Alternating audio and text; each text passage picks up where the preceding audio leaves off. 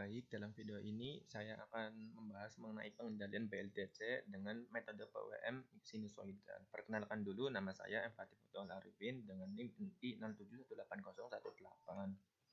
Langsung saja, apa sih itu BLDC? BLDC itu atau brushless DC motor merupakan jenis motor DC tanpa sikat, tetapi termasuk jenis motor AC sinkron, sehingga memiliki efisiensi yang tinggi, torsi yang tinggi, kecepatan yang tinggi, dan biaya perawatan yang rendah. Karena tidak adanya brush pada DC motor ini, maka untuk mendapatkan medan magnet putar, diperlukan sumber tegangan AC 3 fasa menggunakan inverter 3 fasa dan 3 buah sensor Hall atau encoder untuk mengatur komutasinya.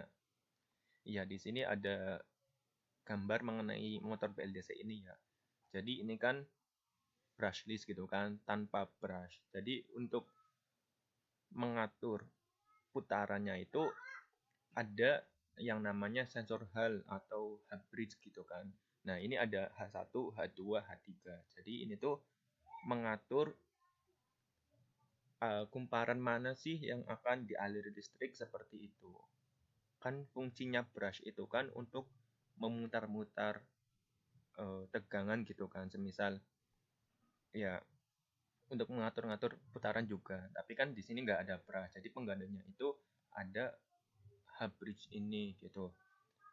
Nah, dengan penggantian H-bridge ini, kalau pakai brush itu kan karena dia sikat, jadi akan ada gesekan antara sikatnya dengan komutatornya seperti itu, sehingga akan menimbulkan busur api atau arc gitu kan. Sehingga dengan adanya metode seperti desain seperti ini, dia motor ini akan lebih efisien, terus torsinya juga tinggi karena tidak ada gaya geser antar brush juga, kecepatannya tinggi juga seperti itu. Nah, untuk mengatur H-bridge ini memerlukan sistem 3 fasa seperti itu. Jadi, biarpun dia inputnya menggunakan DC atau mungkin seperti baterai gitu kan, tetapi dalam sistem itu akan ada inverter 3 fasanya karena H-bridge ini bisa diatur hanya dengan menggunakan sensor 3 fasa. Nah, untuk mengendalikan inverter 3 fasa ini, mana sih kumparan yang harus dialiri listrik seperti itu kan? Untuk mengatur aliran listrik seperti itu ada dua metode untuk mengaturnya. Yang pertama itu ada metode 6 step dan yang kedua itu ada metode PWM sinusoidal. Tetapi dalam video ini akan dijelaskan metode PWM sinusoidal saja, tidak metode 6 step. Ya, jadi metode PWM sinusoidal itu pengendalian dengan metode PWM sinusoidal bertujuan untuk menciptakan gelombang sinusoidal sebagai masukan motor. Proses pembangkitan PWM sinusoidal dilakukan dengan cara membandingkan sinyal sinusoidal dengan sinyal segitiga yang memiliki frekuensi lebih tinggi. Ketika sinyal segitiga dan sinyal sinusoidal ini berpotongan pada dua titik, sebuah sinyal PWM akan terbentuk. Nah, seperti ini konsep bagaimana sih sebuah sinyal PWM sinusoidal dapat mengatur H-bridge tadi gitu kan. Jadi ya ada tadi gimana ada sinyal segitiga dan frekuensi seperti itu kan, ada sinyal segitiga dan frekuensinya. Nah, dari sini ya kita bahkan ada 1 2 3 4 5 6 puls gitu kan seperti ini. Nah, besar resolusi PWM yang dihasilkan sangat tergantung dari frekuensi sinyal segitiga yang digunakan. Semakin besar frekuensi sinyal segitiga yang digunakan, resolusi PWM yang dihasilkan semakin baik, dan semakin tinggi resolusi PWM yang digunakan, semakin sempurna gelombang sinusoidal yang terbentuk. Jadi dalam pemanfaatannya itu ada dua faktor gitu kan, ada sinyal segitiga sama frekuensi. Jadi semakin bagus keduanya, maka nilai PWM tadi akan semakin bagus juga, dan motor pun dapat berjalan dengan lancar seperti itu. Nah, apa sih kelebihan dan kekurangan menggunakan pengendalian metode PWM ini? Yang kelebihannya itu memiliki arus RMS yang lebih kecil dibandingkan metode 6 step atau metode yang pertama tadi. Terus juga rugi-rugi yang kecil dan tidak bising karena pada gelombang sinusoida tidak terdapat harmonik. Nah, kekurangannya jelas algoritmanya yang lebih rumit ketimbang six step dalam pembangkitannya seperti itu. Untuk referensi tambahannya, ini ada, tadi kan cuma teori, mungkin ada referensi tambahan. Ini saya kasih, yang pertama itu tentang motor DC seperti itu kan, terus yang kedua itu tentang pengendaliannya. Nah, mari kita lihat sekilas. Nah, ini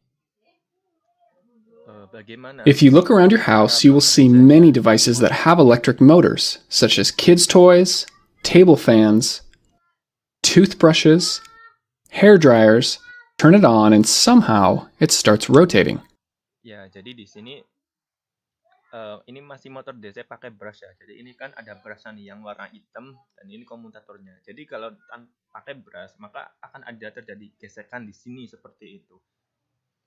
Nah, ini kan masih secara umum motor DC secara umum. Why is that?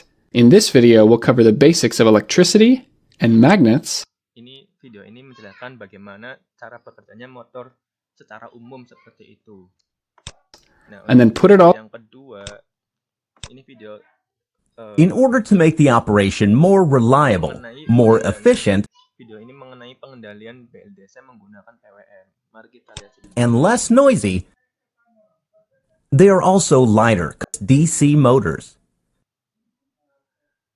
They are also Iya, jadi BLDC ini konstruksinya itu yang berputar atau rotornya itu merupakan magnetnya seperti itu ya. Dan untuk statornya atau bagian diamnya yang di dalam ini merupakan kumparan-kumparannya. Ini berbanding terbalik dengan motor DC yang pakai brush. Kalau pakai brush itu yang dialiri itu yang berputar atau rotornya itu menggunakan kumparan, tetapi statornya magnet. Kalau ini dibalik seperti itu kalau BLDC. also lighter compared to brushed motors. Sparking. Nah, ini kalau menggunakan brush itu ada sparking di sini, ada sparking. Thus, the brushed ability of a BLD stator has a common is meant. The outer nears coil Nah, ini prosesnya bagaimana si sensor hal tadi bekerja menggunakan sinyal PWM. A, coil B is energized.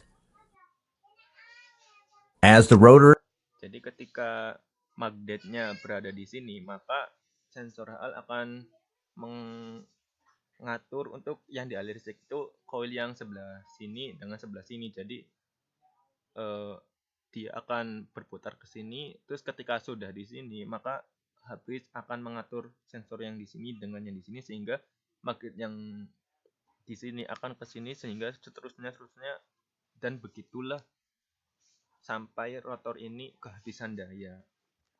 Ya, kurang lebih seperti itu pembahasan mengenai pengendalian BLDC ini. Kurang lebihnya mohon maaf. Terima kasih.